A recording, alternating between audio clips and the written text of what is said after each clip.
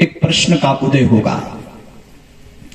यदि संसार की सृष्टि को बनाने वाले परमात्मा हैं, तो एक प्रश्न का उदय तो यह भी होगा कि आखिर वो परमात्मा रहते कहां हैं।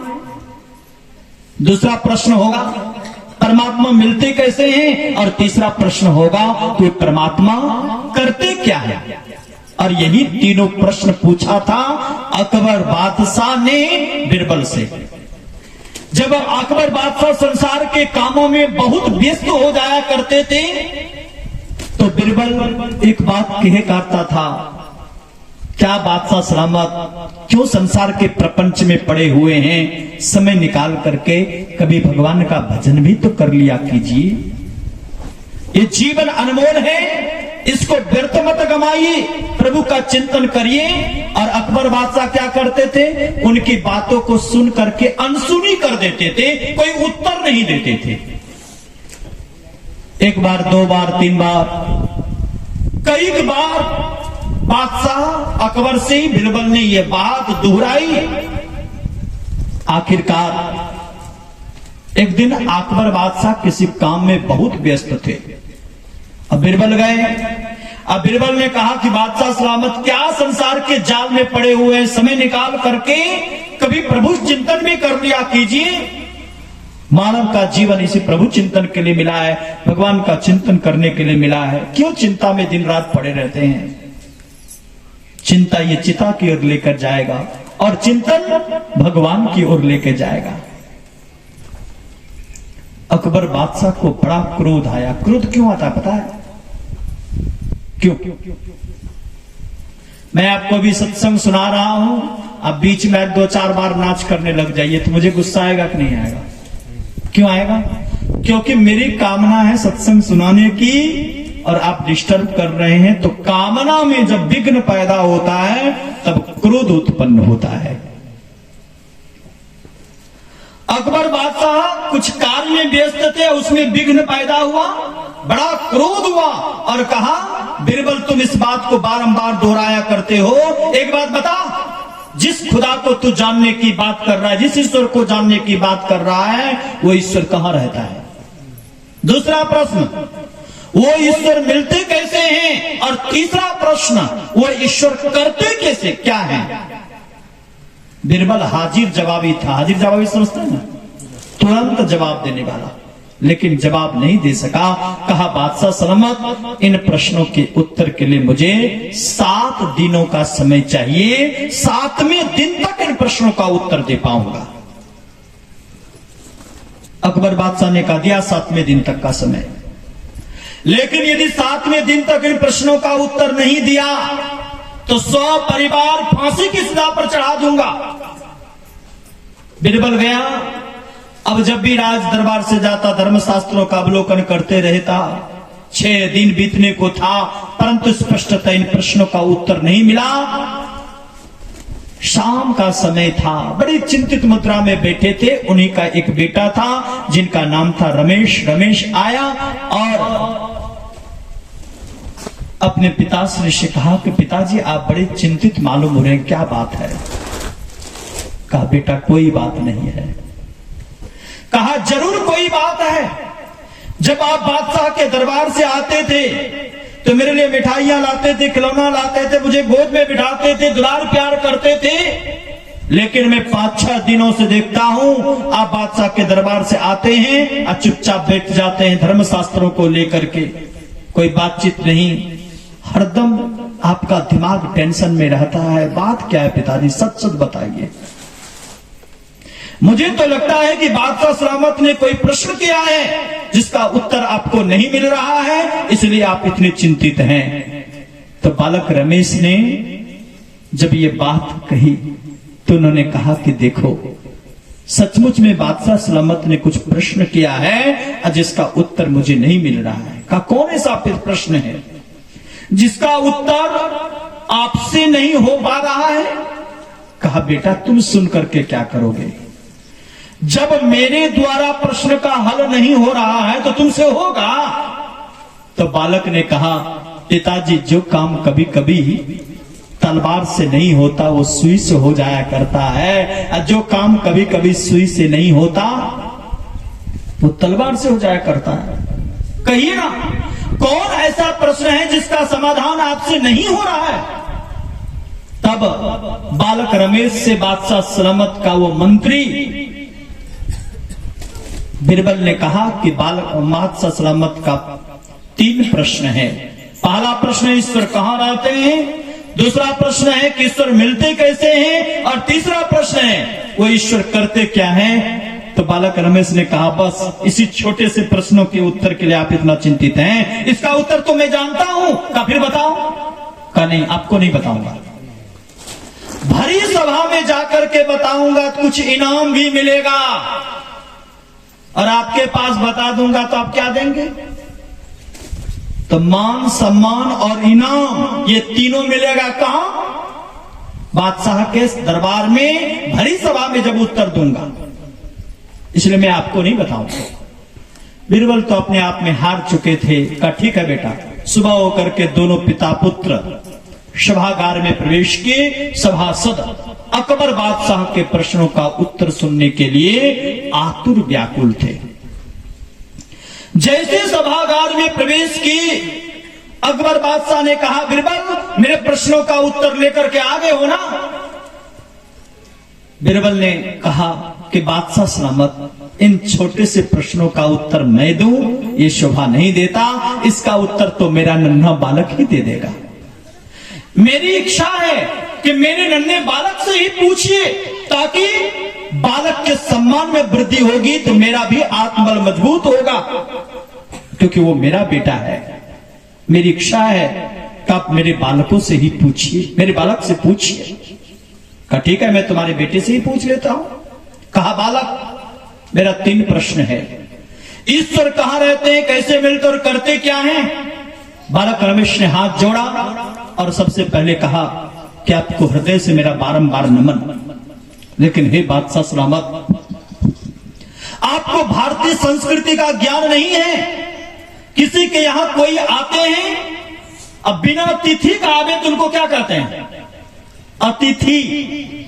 अतिथि, अतिथि। जिनके आने की तिथि निश्चित नहीं हो वो अतिथि कहलाते हैं। और हमारे यहाँ भारतीय संस्कृति में अतिथि देवो भवः, अतिथि का पहले सत्कार करना चाहिए और तभी कुछ पूछना चाहिए।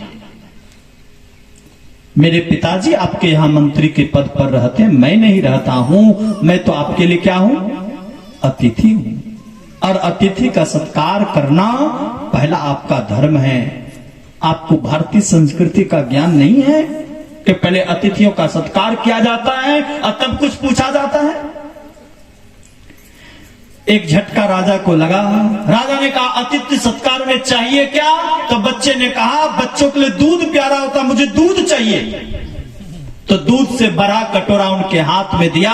अब कटोरा लेकर के उंगली घुमाने लगा। बहुतों देर तक उंगली घुमाई। आखिरकार अकबर बादशाह ने कहा, बालक जल्दी से दूध को पियो और मेरे प्रश्नों का उत्तर दो। उस दूध में तुम क्या खोज रहे हो? तब बालक रमेश ने कहा, बादशाह सलामत, मैंने सुना है कि दूध में घी रहता है और उसी घी को मैं उंगली से खोज रहा हूं। अफसोस अभी तक घी नहीं मिला। तब बालक रमेश से बादशाह सलामत ने कहा, कितनों हो तो तुम बालक ही हो ना? अरे दूध के जर्रे जर्रे में घी है, कण कण में घी विद्यमान है, लेकिन उंगली घुमाने से नहीं मिलेगा। तब कहा बादशाह सलामत, मिलेगा कैसे? का दूध को जब मथोगे तब घी प्राप्त होगा। तब बालक रमेश ने कहा, बादशाह सलामत, आपके 2 प्रश्नों का उत्तर हल हो गया है। जैसे दूध के जर्रे जर्रे में घी रहता है, मेहंदी में लाली होती है, लकड़ी में अग्नि होती है, तिल में तेल होता है, मिट्टी में जल होता है, उसी तरह वो परमात्मा सर्वत्र है, सब जगह है, उनसे एक तिल भी खाली नहीं है। लेकिन हे बादशाह सलामत, दूध को देखने मात्र से घी दिखाई नहीं देता, मेहंदी की पत्ती को देखने मात्र से लाली दिखाई नहीं पड़ती, तिल को बिना पेरे तेल दिखाई नहीं पड़ता, सरसों को बिना पेरे तेल दिखाई नहीं पड़ता। हे बादशाह सलामत, जिम दूध के मथन से निकसत है घी जतन से, तिम ब्रह्म लेने आ रहा। पहला प्रश्न था आपका, ईश्वर कहाँ रहता है? तो बता दूं बादशाह सलामत, ईश्वर सर्वत्र रहते हैं, उनसे एक तिल भी खाली नहीं है। हमारे गुरुदेव ने भी कहा, जय जय राम, जय जय राम, जय जय राम कहो, जय जय राम, जयति जयति जय राम हो, राम राम। वो राम कैसे हैं? तो मेहंदी में लाली, घी दूध में, फूल में वास समान। गुरुदेव ने भी कहा वो राम, वो परमात्मा, वो सर्वत्र है, सब जगह है, उनसे एक तिल भी खाली नहीं है। और दूसरा प्रश्न था, ईश्वर मिलते कैसे हैं? हे बादशाह सलामत, जैसे दूध को मतने से घी प्राप्त होता है, मेदी को पिसने से लाली प्रकट होती है, तिल को पेरने से तेल मिलता है, सरसों को पेरने से तेल मिलता है, उसी तरह साधन विशेष के द्वारा, गुरु से युक्ति जानकर साधन विशेष के द्वारा साधना करने पर परमात्मा की प्राप्ति होती है। कहा बालक, दो प्रश्नों का उत्तर तो तूने भली भांति दे दिया, अब तीसरे प्रश्न का उत्तर दो कि ईश्वर करते क्या है। तब बालक रमेश ने प्रश्न किया, हे बादशाह सलामत, आप जो प्रश्न पर प्रश्न कर रहे हैं, ये गुरु बन करके कर रहे हैं, शिष्य बन करके? प्रश्न करने वाले कौन होते हैं? शिष्य तुल्य की गुरु तुल्य? जोर से बोलिए। गुरु तुल्य, शिष्य तुल्य होते हैं। प्रश्न करने वाले शिष्य तुल्य। तो जब से राजा ने कहा कि मैं शिष्य बन करके प्रश्न कर रहा हूं, कहा वारे भारतीय संस्कृति, चेला सिंहासन पर बैठे और गुरुजी नीचे खड़े होकर के उत्तर दे, क्या यही भारतीय संस्कृति है? तो राजा को दूसरा झटका लगा, झट से नीचे उतर गए, और छोटा बच्चा तो था ही, गोद में उठाया, ऊंचे जगह पर बिठा दिया और कहा, अब मेरे प्रश्नों का उत्तर दो, ईश्वर करते क्या है? तो बालक रमेश ने कहा, अभी भी आपको समझ में नहीं आई है? ईश्वर ऊपर वाले को नीचे करते हैं और नीचे वाले को ऊपर करते हैं। मसकई करई विरंच प्रभु अजहि मसकते हीन, अस विचारित संशय राम ही भज ही प्रवीण। प्रभु मच्छर को ब्रह्मा बना सकते हैं और ब्रह्मा को मच्छर से भी तुच्छ बना सकते हैं। ऐसे कृपालु हरि का काम है, और ऐसे कृपालु हरि का तत्व ज्ञान प्राप्त करना है। तत्वतः वो है कैसे? तो पहले परमात्मा के संबंध में हम लोगों को बौद्धिक जानकारी चाहिए। चाहिए कि नहीं चाहिए? पहले मकान बनाते, पहले मकान बन जाता है तब नक्शा बनाते, पहले नक्शा बनता तब मकान बनता है। पहले नक्शा, और नक्शा के बाद नींव, और नींव के बाद फिर मकान। तो नक्शा क्या है ये समझना होगा। परमात्मा को यदि जानना चाहते हैं तो सबसे पहले परमात्मा के संबंध में बौद्धिक जानकारी होनी चाहिए। वो स्वरूप है कैसे? आज ज्यादातर लोग परमात्मा के संबंध में क्या समझते हैं? त्रिशूल वाले हैं तो डमरू वाले हैं, बांसुरी वाले हैं तो धनुष वाले हैं, इसी को परमात्मा समझते हैं जी। और इन चीज तमाम रूपों का दर्शन करने के लिए भी आते हैं। विचार करिए, क्या डमरू वाले का दर्शन करके, त्रिशूल वाले का दर्शन करके, बांसुरी वाले का दर्शन करके, धनुष वाले का दर्शन करके आज दिन तक किनका किनका कल्याण हुआ? बताइए, विचार करिए।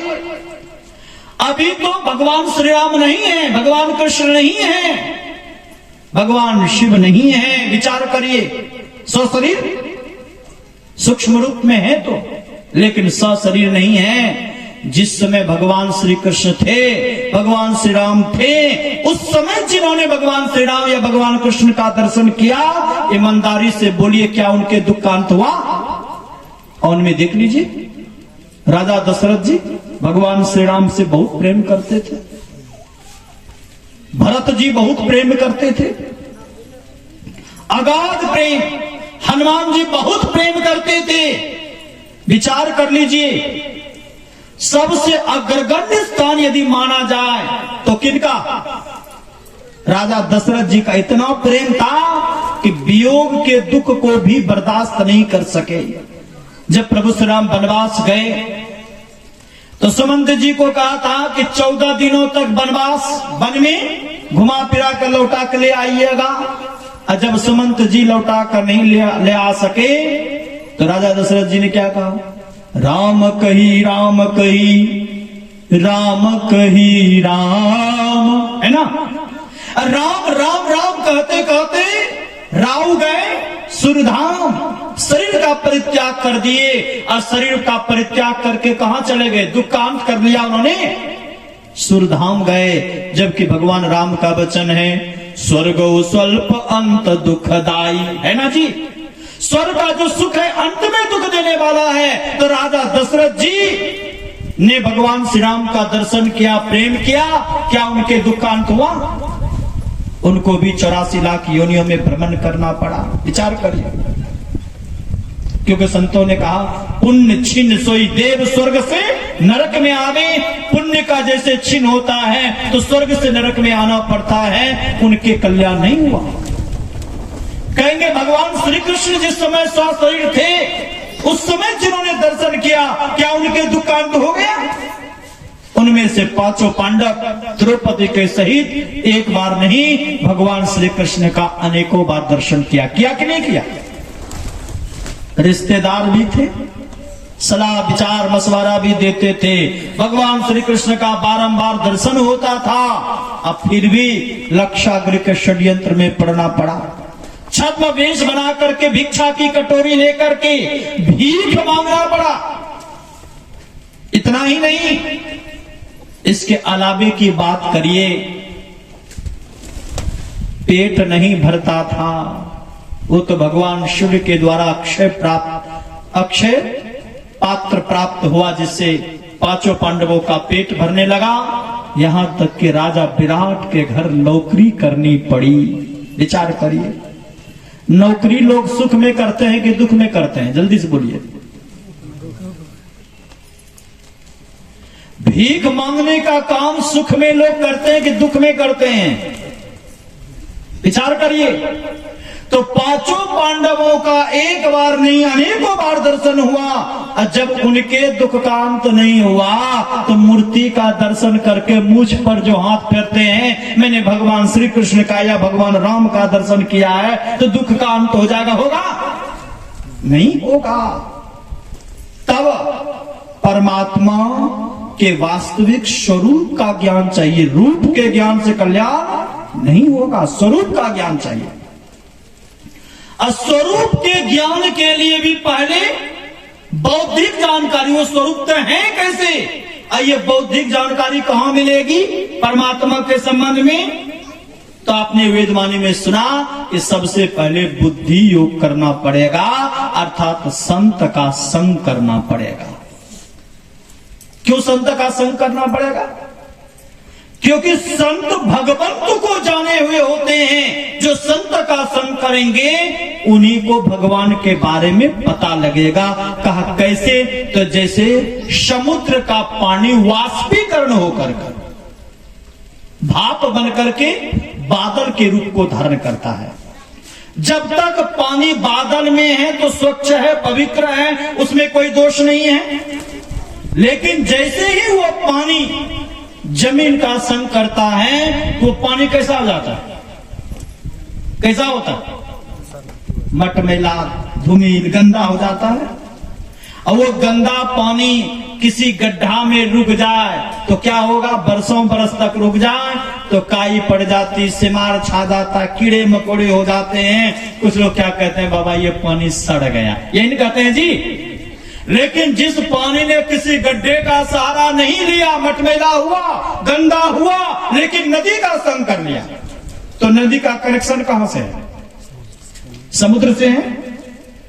तो विचार करिए, जिस गंदा पानी ने नदी का संग किया तो नदी का संग करते करते वो पुनः समुद्र में मिल गया जहां से उसका वियोग हुआ था। ठीक उसी तरह हम जीव परमात्मा के अभिन्न अंश हैं। ईश्वर अंश, जीव अविनाशी, ईश्वर के अभिन्न अंश हैं। और जब परमात्मा की मौज हुई, एक को अहम बहुश्यामः, मैं एक हूं और अनेक हो जाऊं। जैसे परमात्मा की मौज हुई तो सबसे पहले कंप हुआ, फिर शब्द हुआ। कंप शब्द के क्रम में हम जीव पीर से बिछुड़ गए, परमात्मा से अलग हो गए। अलग होकर कहां आ गए? संसार में आ गए। और संसार क्या चीज का नगरी है? विकारों की नगरी है। संसार में कितने तरह के विकार हैं? 6 तरह के विकार हैं। काम, क्रोध, लोभ, मोह, मद और मात्सर्य। मात्सर्य समझते हैं? ईर्ष्या समझते हैं ना? दूसरे को देखकर जलन होना, इसको कहते हैं मात्सर्य। ये 6 तरह के विकार हैं। और जैसे ही संसार में हम लोग जन्म लेते हैं तो 6 तरह के विकारों से हमारा आपका मन ग्रसित हो जाता है। विकारों के हम शिकार हो जाते हैं। याद रखिए, विकारी जीव, भले हम विकार के सहित हुए, जब से संसार में आए, जो बेटा बेटी, जमीन जायदाद, मकान दुकान, ये तमाम चीजों के चक्कर में पड़कर अपने जीवन के कर्तव्य को भूल जाता है, उसके अंदर और तरह की कमियां आ जाती है। उससे भगवान का भजन छूट जाता है, भक्ति छूट जाती है, ईश्वर का चिंतन छूट जाता है। उनका जीवन मोह ग्रसित हो जाता है, अज्ञानताओं से घिर जाता है, संसार को ही अपना समझने लग जाता है, जगत के पीछे दौड़ने लग जाता है। लेकिन जिन्होंने अपने जीवन को संतों के माध्यम से ईश्वर में समर्पित कर दिया, अर्थात अपने जीवन का बाल और गुरु के शरणों में समर्पित कर दिया, संतों के शरणों में समर्पित कर दिया, अर्थात जो संतों की बात को मानने लग गए, तो जैसे नदी का कनेक्शन मैंने क्या कहा समुद्र से है, वैसे ही संत का कनेक्शन भगवंत से है। जो संत के संग में जाएंगे, संतों के विचारों को सुनेंगे, संतों के विचारों को हृदयंगम करेंगे, तो संतों के संग से वे भगवान को प्राप्त कर सकेंगे। इसलिए भी संत का संग आवश्यक है, सत्संग आवश्यक है। ये सत्संग किनको मिलेगा? सब लोगों को मिलेगा? नहीं। याद रखिए, सत्संग उन्हीं को मिलता है जिनके जीवन का भाग्योदय हुआ है। ऐसा मैं कहता हूं सो नहीं, मर्यादा पुरुषोत्तम भगवान श्री राम ने भी कहा। जब सनकादिक ऋषि प्रभु श्री राम के यहां आए और सनकादिक ऋषि को सनकादिक ऋषियों के बारे में जानकारी मिली प्रभु श्री राम को, तो उन्होंने क्या किया? खराव भी नहीं पहने, सिर्फ जानकारी मिली,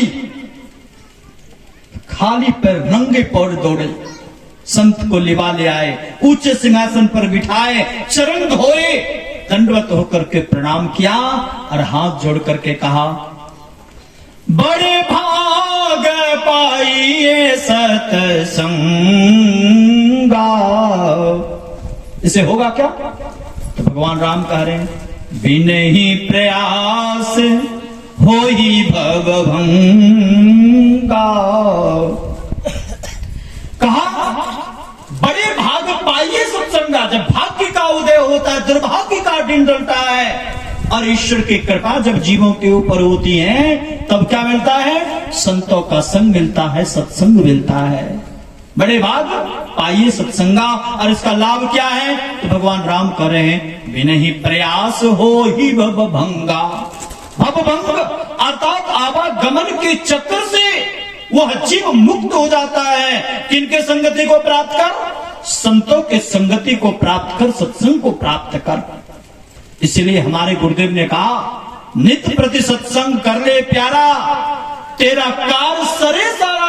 और कबीर साहब ने क्या कहा? मैं तो आन पड़ी चोरन के नगर, सत्संग बिना जिए तरसे। चोरन के नगर मतलब सत्संग से जी चुराने वालों के नगर में मैं आ गया हूं, जिसके चलते मेरा सत्संग के बिना जिया तरसता है।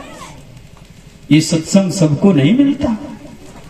पार्वती जी से भगवान शंकर, पार्वती जी ने भगवान शंकर से पूछा, हे नाथ, कृपा करके बतलाइए कि दुनिया में सबसे बड़ा लाभ कहां प्राप्त होता है? ईमानदारी से बोलिए, हम लोग कोई भी काम करते हैं लाभ के लिए कि हानि के लिए? जल्दी से बोलिए। बहुत भूख लग गई है। हाँ अच्छा ठीक है, प्यार से बोले एक बार, गुरुदेव भगवान की जय। लाभ के लिए चाहते हैं ना? कितना दिन का लाभ चाहते हैं? 1 दिन का कि 1 महीना का कि 1 साल का? बोलो कितना दिन का? हाँ जीवन भर। अब मरने के बाद कितना लोग हानि में जाना चाहते हो, हाथ उठा के बताओ। तो जीवन भर ही नहीं, जीवन के साथ और जीवन के बाद, यानी लाइफ इंश्योरेंस के तरह जीवन के साथ जीवन के बाद। लाइफ इंश्योरेंस वाले क्या कहते हैं? जीवन के साथ जीवन के बाद। लेकिन जीवन के साथ वाली तो बात समझ में आती है, लेकिन जीवन के बाद, मरने के बाद जहां जिस योनि में जाएंगे इंश्योरेंस वाले वहां पहुंचा देंगे। लेकिन ईश्वर की भक्ति, संतों का संगति, संतों के संगति से जो लाभ मिलता है वो जीवन के साथ और जीवन के बाद दोनों लाभ मिलता है। तो पार्वती जी ने पूछा कि हे नाथ, कृपा करके बतलाइए कि दुनिया में सबसे बड़ा लाभ कहां प्राप्त होता है? तो देवाधिदेव महादेव जी ने कहा, गिरजा संत समागम। हे गिरजा, हे पार्वती, संतों के संगति के समान कोई लाभ नहीं। गिरजा संत समागम समन लाभ कछुआ, बराबरी में भी कोई लाभ नहीं है। ज्यादा की बात तो जाने दीजिए। गिरजा संत समागम समन लाभ कछुआन। पार्वती जी ने कहा, तब तो सत्संग सबको सुनना चाहिए, सबको समझना चाहिए, सबको जीवन में उतारना चाहिए। तो भगवान शंकर ने कहा, देवी, सत्संग के समान संसार में कोई लाभ नहीं है। सत्संग सबको सुनना चाहिए, सबको समझना चाहिए, सबको जीवन में उतारना चाहिए। लेकिन जैसे कहा लेकिन, तो पार्वती जी ने कहा, जब सत्संग के समान कोई लाभ नहीं है तो फिर लेकिन क्यों? तो भगवान शंकर ने कहा, लेकिन यही कि बिनु हरि कृपा न हो सो गावहि वेद पुराण। जब तक कि जीवों के ऊपर ईश्वर की कृपा नहीं होगी तब तक सत्संग का लाभ किसी को भी प्राप्त नहीं हो सकता। इतना लोग जो सत्संग में आए हैं, क्यों आए हैं? क्योंकि इतने लोगों के ऊपर ईश्वर की कृपा थी, इसलिए घर के काम धंधों को भी छोड़कर आप सत्संग में आ गए। आपके जीवन में पुण्योदय हुआ है, इसीलिए आपका मन सत्संग में लगा है। यदि आपका मन पूर्व जन्मों का पापी होता तो सत्संग में मन कभी भी नहीं लगता। गोस्वामी जी के पास एक भक्त गया और कहा, महाराज, नित्य प्रति दर्शन साधु के और साधुन के संग, तुलसी काहि वियोगते नहीं लागा हरिरंग। रोज साधु महात्माओं के संगति में बैठता हूं, संतों के विचार को सुनता हूं, समझता हूं, लेकिन जो लाभ होना चाहिए वो लाभ नहीं मिल रहा है। आखिर कारण क्या है? गोस्वामी जी ने कहा, मन तो रमे संसार में, तन साधुन के संग, तुलसी आई वियोग ते नहीं लागा हरि रंग। कहा, सत्संग में बैठने के बाद भी यदि हरि का रंग नहीं लग रहा है तो उसका मूल कारण है कि तुम्हारा तन बैठता है, सत्संग में मन नहीं बैठता है। और तन के साथ मन नहीं हो और मन के साथ तन नहीं हो तो हरि का रंग लगेगा कैसे? भक्त ने कहा, महाराज जी, आखिर तन क्यों नहीं सत्संग में बैठता है? मन सत्संग में क्यों नहीं बैठता? मन भागता क्यों है? कतराता क्यों है? सत्संग सुनने की इच्छा होती क्यों नहीं है? तो गोस्वामी जी ने कहा, पूर्व जन्म के पाप से हरि चर्चा न सुहाय, जैसे ज्वर की जोर से भोजन की रुचि जाए। किसी को बुखार लग जाता है तो देखना भोजन कितना अच्छा लगता है। लगता है ना भोजन अच्छा? देखो, मैं उल्टी बातें इसलिए कहता हूं कि ध्यान से सुनते हो कि नहीं सुनते? प्यार से बोलो, गुरुदेव भगवान की। बुखार लग जाने पर भोजन अच्छा नहीं लगता। जिनको भोजन अच्छा लगने लग जाए तब क्या समझते हैं? बुखार का धीरे धीरे अंत हो रहा है। ठीक उसी तरह जिस जीव के ऊपर पूर्व जन्म के पाप रूपी बुखार सवार है, उनको संतों की कथा रूपी भोजन अच्छा नहीं लगेगा।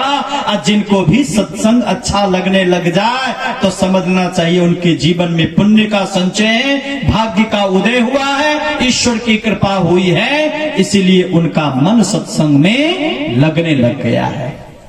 आज तो लोग सत्संग पर भी धार साज का विचार करते हैं, सत्संग पर भी धार साज का विचार करते हैं। बहुत लोग कहते हैं कि सत्संग की सबको धारता है। मैं पूछता हूं जी, बोतल धारेगा सबको? आइए, समझ रहे हैं ना? गांजा धारेगा, सिगरेट धारेगा? जो चीज हमारे जीवन को नाश की ओर ले जाने वाला है उस पर धार साज का विचार नहीं। सत्संग में धार साज का विचार करते हैं। बहुत लोग तो ये समझते हैं सत्संग नहीं धारता है सबको। एक बूढ़ी माई मेरे पास आई और कहा, बाबा जब से सत्संग लिए हम तो सोचे थे कि दुख दरिद्री सब चला जाएगा, और जब से सत्संग लिए हैं जितना लाभ होना चाहिए इतना लाभ नहीं हुआ। सत्संग हमको नहीं धारा। मुझे लगा कि मैंने कहा कि माता जी पोता पोती का सुख धार रहा है ना, सत्संग नहीं धारता सो क्या हो गया? कन्हैया बाबा दीक्षा तो लिए लेकिन सत्संग नहीं धारा। एक युवक था, गया था भैंस चराने के लिए। अब बगल में जहां भैंस चरा रहा था उसके थोड़ा दूर पर हट करके सत्संग हो रहा था। तो सत्संग की आवाज सीधे कानों तक पहुंच रही थी। खूब मनोयोग पूर्वक सत्संग की बात को सुना, अच्छा लगा। दूसरे दिन फिर गया, सत्संग सुना। 2-4 दिन लगातार सत्संग सुना, लगा कि जीवनोपयोगी बातें बताई जा रही है।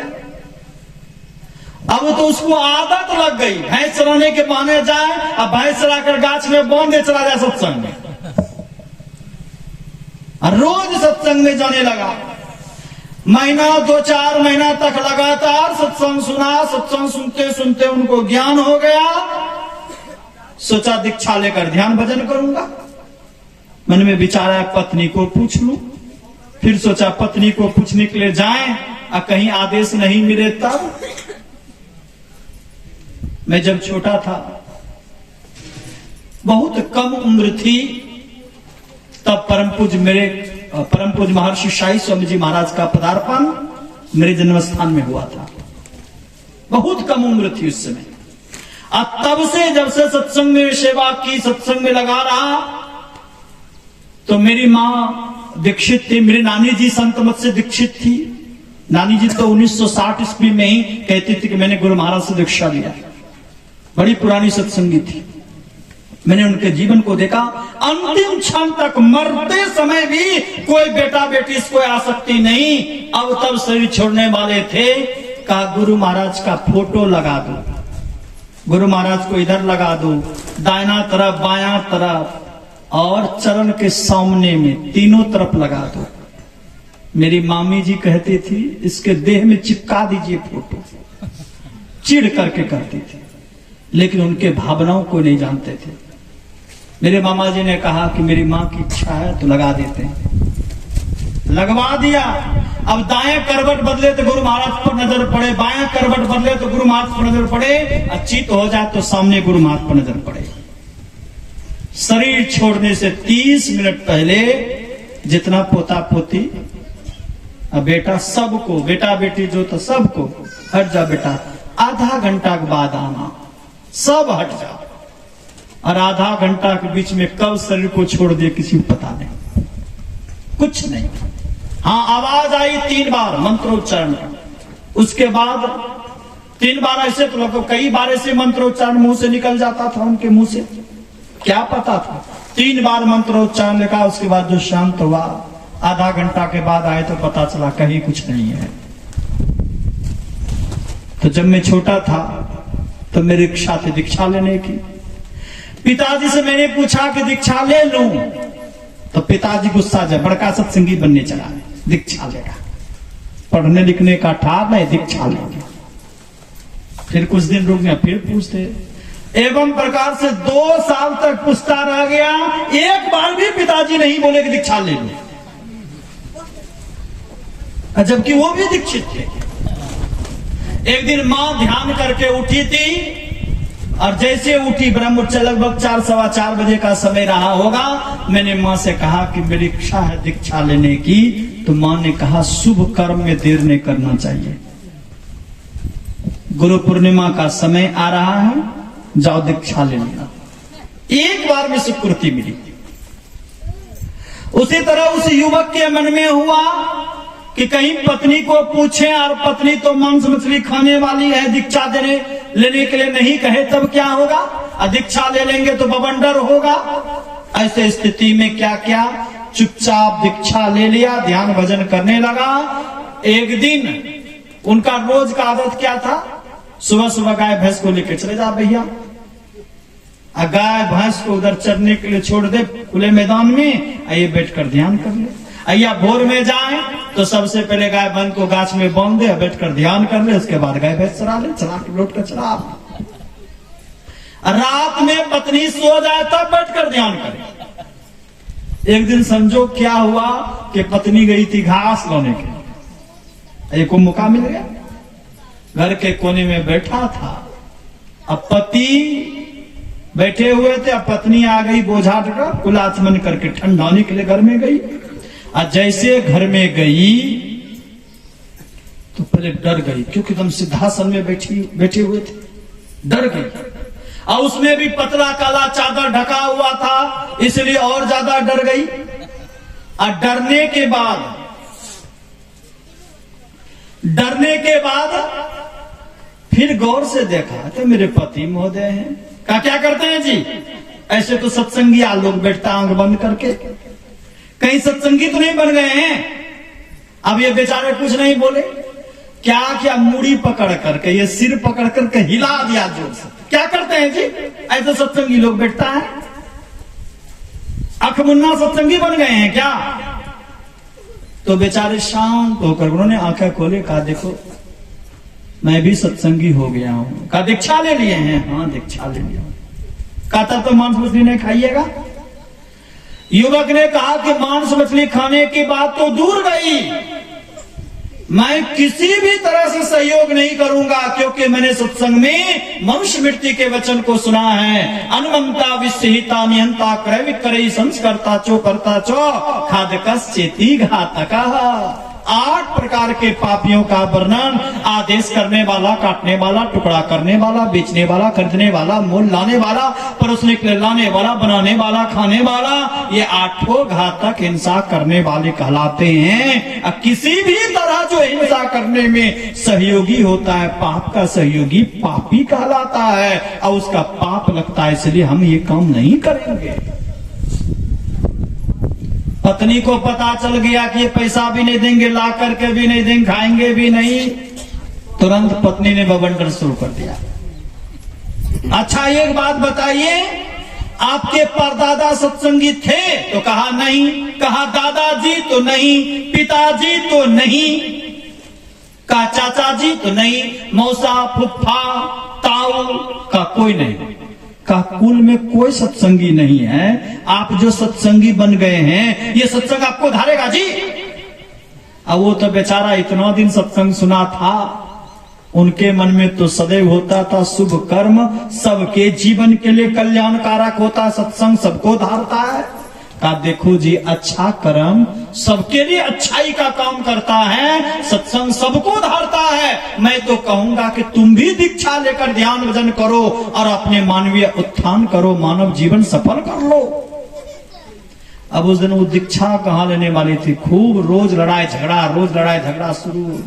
जिस दिन से पत्नी को पता चला उसी दिन से घर में बवंडर रोज शुरू। कुछ दिन बीता होगा कि एक दरवाजे का किसी कारणवश एक बैल मर गया। दरवाजे का एक बैल मर गया, पत्नी को और भी बढ़ चढ़ करके बोलने का मौका मिल गया। कहती थी न कि सत्संग सबको नहीं धारता है, दीक्षा लिए इसीलिए बैलवा मरा है। अब तो रोज गाली गलौज लड़ाई झगड़ा शुरू हो गया।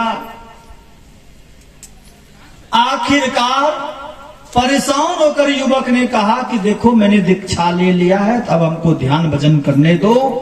अब बोलो तुमको किस काम से शांति मिलेगी, क्या करेंगे तो तुमको शांति मिलेगी, वही उपाय तुम बता दो। बोलो तुम क्या चाहती हो? कहा जाइए गुरु जी को दीक्षा लौटा आइए। पत्नी ने क्या कहा? दीक्षा लौटा देने के लिए। ये भी भोला भाला था, चला गया गुरु जी के पास, सारी बातें कह सुनाई और कहा गुरु जी दीक्षा लौटा लीजिए।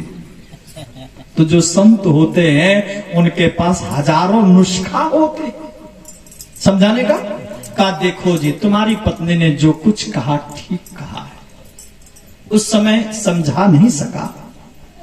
यूं समझ लो कि यदि दीक्षा लेने से बैल मरा है, तो यदि दीक्षा लेने से बैल मरता है तो दीक्षा लौटाने के लिए आए हो तो उसका भी नियम है। दीक्षा लेने से यदि बैल मरता है तो दीक्षा लौटाने से तुम्हारी पत्नी की बारी है। बोलो तो मैं दीक्षा लौटा दूं।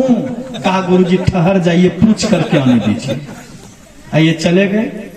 वो तो बिल्कुल द्वार पर कुर्सी लगा करके एक मुट्ठी पैसा लेकर के बैठी थी कि जैसे दीक्षा लौटा करके आएंगे वैसे कहेंगे आज हटिया का दिन है, 1 किलो ले आइए। मनसुआ बनाकर बैठी थी। आइए कुर्सी पर बैठे थे, जैसे गए कहा देखो जी जो तुमने कहा वो ठीक ही कहा। गुरुजी ने भी स्वीकार किया कि दीक्षा लेने से ही बैल मरा है। कल लौटान दिए। मैंने कहा था ना गुरु जी तो आपके पक्के हैं, मैंने जो कुछ कहा वो सत्य निकला कि नहीं निकला? हाँ, तुमने जो कुछ कहा वो सत्य निकला। तो दीक्षा लौटान दिए। तो उन्होंने कहा देखो जी दीक्षा लौटाया नहीं हूं। गुरु जी ने कहा कि दीक्षा लेने से यदि बैल मरता है तो दीक्षा लौटाने से तुम्हारी बारी है, इसलिए मैं तुम्हारे पास पूछने के लिए आ गया हूं, क्या करूं, दीक्षा लौटा दूं? तो पत्नी ने कहा काहे दीक्षा लौटाइएगा, खूब ध्यान भजन करिए। तो जिन चीजों पर धार साज का विचार नहीं करना चाहिए उन चीजों पर भी धार साज विचार करते हैं। लेकिन वेद क्या कह रहे हैं कि वेद कहते हैं यदि बुद्धि योग करोगे अर्थात सत्संग करोगे तो परमात्मा के संबंध में बौद्धिक जानकारी होगी कि वो परमात्मा स्वरूप है कैसे। और जब बौद्धिक जानकारी होगी तो आत्मीय जानकारी के लिए बुद्धि योग के बाद मानस जप, जो मानस योग कहा गया, मानस जप और मानस ध्यान, इनके द्वारा मनोनिग्रह का साधन करोगे। और मानस ध्यान से भी अधिक दृष्टि का सिमटा दृष्टि योग की क्रिया से होता है। दृष्टि कहते देखने की शक्ति को, योग कहते जोड़ने को। तो देखने की शक्ति को जो जोड़ने की कला है उसको क्या कहेंगे हम? दृष्टि योग की क्रिया।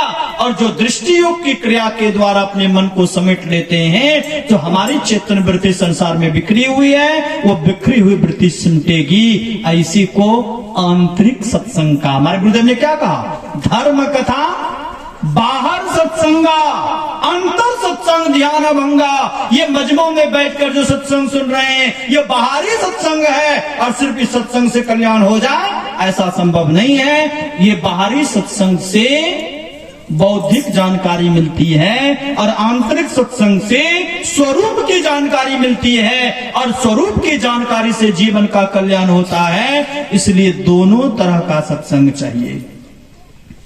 धर्म कथा बाहर सत्संगा, अंतर सत्संग ध्यान अभंगा। जो दोनों तरह के सत्संग को करेंगे ऐसे भक्त का जीवन कल्याण में होगा, आनंद में होगा, सुख में होगा। यही आप लोगों की सेवा में सुनाया। बोलिए गुरुदेव भगवान की जय।